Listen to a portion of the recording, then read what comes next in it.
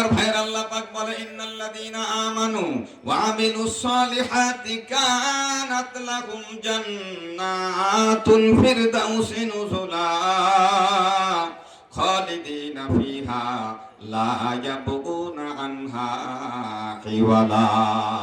এই জান্নাতুল ফিরদাউসে কে বা কারা যেতে পারবে?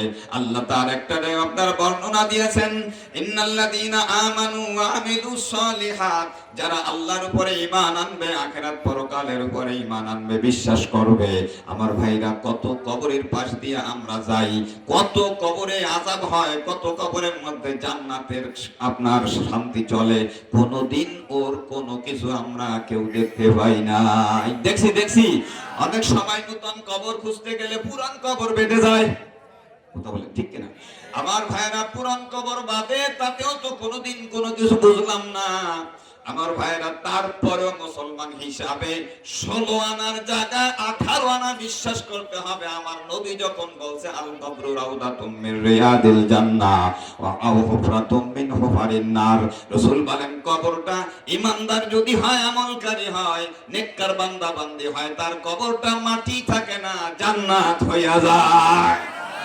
আর যদি গুনাহগার নাফরমান বেঈমান হয়, বেনামাজি হয়, সুদখোর হয়, ঘুষখোর হয়, আল্লাহর হাবিব বলে তার কবরটা কবর থাকে না, ওটা একটা জাহান্নামের টুকরা হইয়া যায়। তাহলে ভাইরা, এত কবর আমরা দেখলাম, কত কবরস্থানে গেলাম, কোনদিন কোন কবরস্থানে গিয়ে গুড়ুম গড়ুম শব্দ, ফেরেশতার বাড়ির আওয়াজ শুনলাম না, ওর কোনো চিল্লা পাল্লা শুনলাম না। এবার সবাই মন খুলে বলা লাগবে, এই যে আল্লাহর হাবিবের কথা অনুযায়ী কবর জান্নাত হয় অথবা জাহান্নাম হইয়া যায়, দেখি আর না দেখি, এটা সত্যি কারা কারা মানেন? নারায়ে তাকবীর বলেন, নারায়ে তাকবীর। আল্লাহর হাবিবের কথার মধ্যে এক যারা পরিমাণ সন্দেহ চলবে না। কবরের আযাব যারা সত্য মনে করেছে, হাসরের ময়দানে আবার যারা আমাদের উঠা লাগবে সত্য মনে করেছে, আমার ভাইরা মুসলমানরা কবরে যায়, খাবার পরে আস্তে আস্তে গোস্ত পচে যায়, নাড়ি ভুড়ি পচে যায়, গোস্ত কিছুদিন পরে থাকে না, আস্তে আস্তে হাড্ডিটাও পচন ধরা, 10, 12, 15 বছর হয়ে গেলে হাড্ডিও আর থাকে না। কিন্তু আমার ভাইরা, এই মানুষগুলোকে আল্লাহ পাক রব্বুল আলামিন যখন ময়দানে হাসরে সিংহায় ফুৎকার দেওয়ার জন্য বলবে, ডাক দেওয়ার, সিংহা বাজাই দেওয়ার সাথে সাথে সমস্ত মানুষগুলো আবার উঠে দাঁড়াবে। এটা বিশ্বাস হয় কিনা জোরে কর।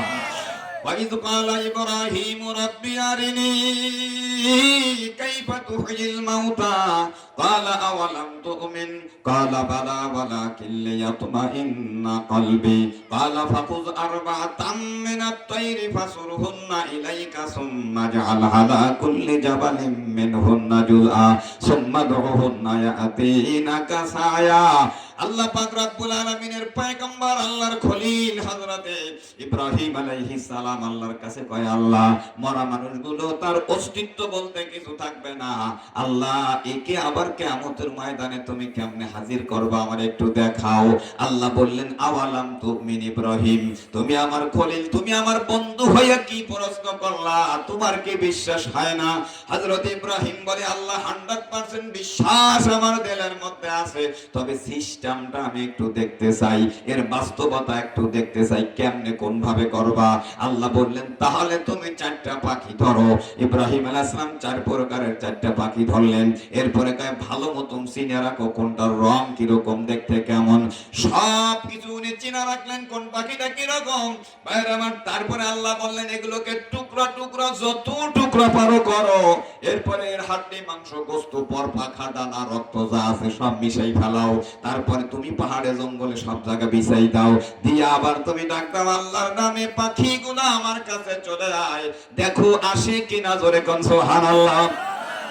আমার ভাইরা, ইব্রাহিম আলাইহিস সালাম আল্লাহ পাকের নির্দেশ মোতাবেক এইভাবে টুকরো টুকরো জাররা জাররা কইরা এগুলোরে আবার সবগুলো মিলাই দিয়া জঙ্গলে পাহাড়ে বিভিন্ন জায়গায় বিক্ষিপ্তভাবে ছড়াই দিয়া আল্লাহর নাম নিয়ে ডাক দিয়া বলে, আল্লাহর নামে তোরা আমার কাছে চলে আয়।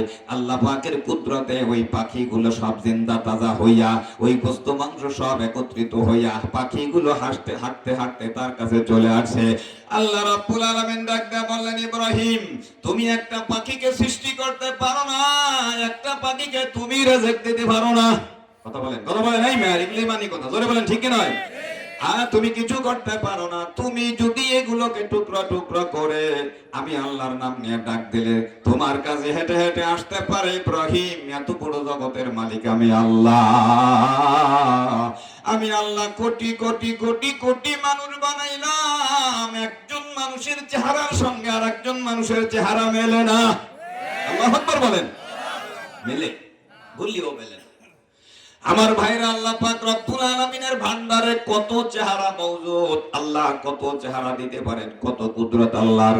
শুধু চেহারা নয়, একজন মানুষের একটা কণ্ঠস্বরের সাথে আর একজন মানুষের কণ্ঠস্বর মেলে না। কথা বলেন ঠিক কি নয়?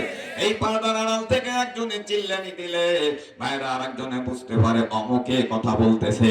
আমার ভাইরা, এটা হলো আল্লাহ পাকের কুদরত। আল্লাহর কাছে কত কণ্ঠস্বর মওজুদ রয়েছে। এই সিগনেচারেও আপনার পরি করা যায়, নকল করা যায়। এই জন্য এই যে টিপ দেয়, এখানে কতগুলো আপনার চিহ্ন আছে। সারা পৃথিবীতে কোটি কোটি মানুষ, জায়গা হলো এতটুক, কের সাথে কে এই ছাপ মেলে না। আল্লাহর কুদরত বুঝতে হয় আমার ভাইরা।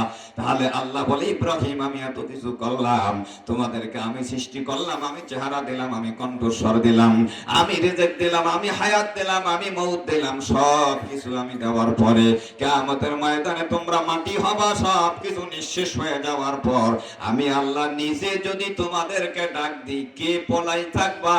কেউ থাকতে পারবা না, সবার আশা লাগবে।